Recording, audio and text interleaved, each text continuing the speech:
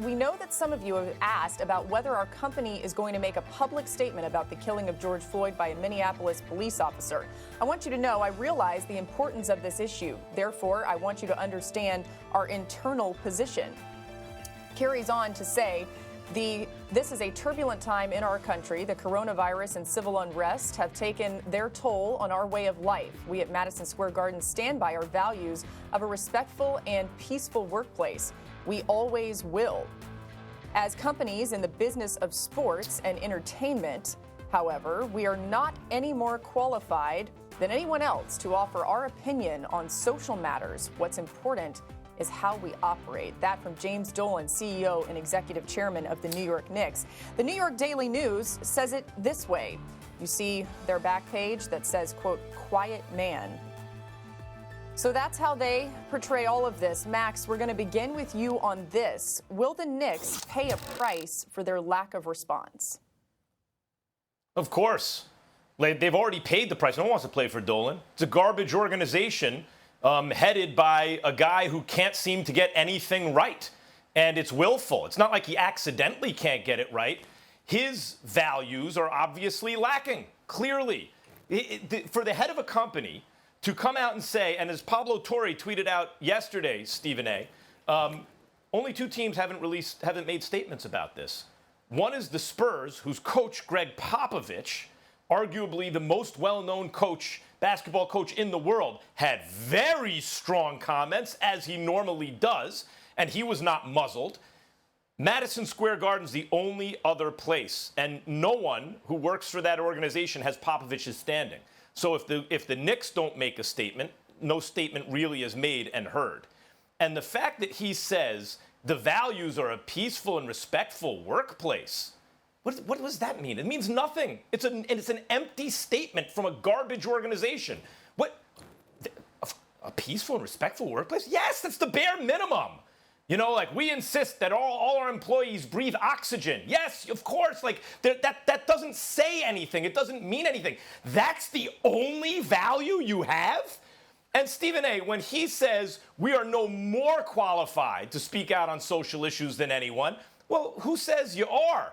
Are you less qualified to speak out? You're less qualified than everyone else to speak out? I mean, people have already, and the NBA players have already understood, this is not a guy and an organization to play for. That's why they can't give away their money, and they have stunk for decades now. Almost every year, they've stunk for decades. This is just going to make it worse. It's going to confirm what free agents who've passed up on the Knicks have already thought. Hopefully, finally, other Knicks fans, because I was once a Knicks fan, who realize what I've realized. Until this guy sells the team, this team is impossible to root for. The organization is impossible to root for.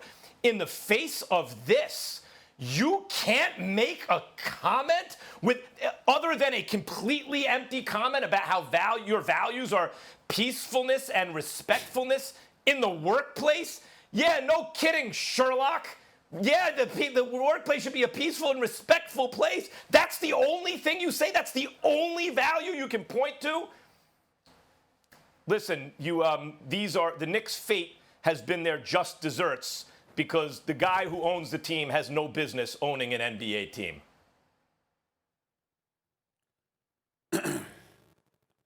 I'm going to disagree with you, Max, but not because I really disagree.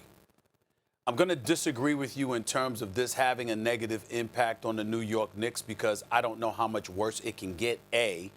B, they've been dealing with bad publicity in large part due to Dolan's ownership for years, and it hasn't stopped Knicks fans from coming to the games.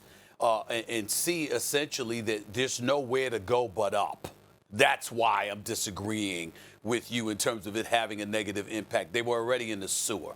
So the bottom line is that this should not be of a surprise. Now let me get into the particulars. I will tell you this. First of all, Leon Rose being there as the new president of basketball operations with some of the people that he has hired, knowing his relationship with William Wesley, Worldwide West, I have faith, and I think that the Knicks deserve the benefit of the doubt from a basketball standpoint. When we're talking about ownership, when we're talking about Madison Square Garden, Dolan is a different animal. I think it's important to recognize the conflict here. Shoving the Anuka Brand Sanders situation aside, where Madison Square Garden was sued successfully for $11.2 million, sexual harassment and all of that stuff, we got it. Steve Mills was the president of the MSG at the time. Isaiah Thomas was the coach at the time. We get all of that. We understand that history.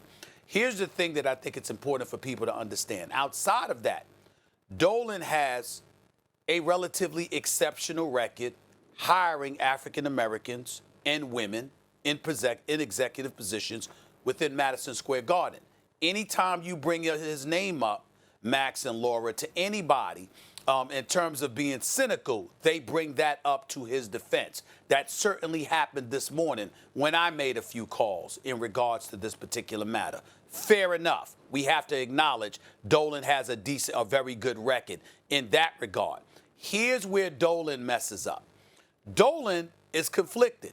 This is the same guy we all know, like Bob Raceman, the media columnist for the New York Daily News, calls him Guitar Jimmy, okay, because of his band and all of that stuff. Remember, James Dolan wrote a song about Trayvon Martin. Remember that James Dolan, again, has been supportive of African Americans and has been very philanthropic with various issues pertaining to African Americans. The conflict is he's also on record of being friends with the president, who a lot of people within the African American community take issue with because of some of the decisions politically and beyond that he has made. And certainly with him making his announcement yesterday, essentially, introducing the Insurrection Act of 1807 into the equation, which in a lot of people's eyes is martial law, even though it might not be, and stuff like that. That from a visceral perspective, in terms of your visceral reaction, it was very, very uncomfortable watching that yesterday.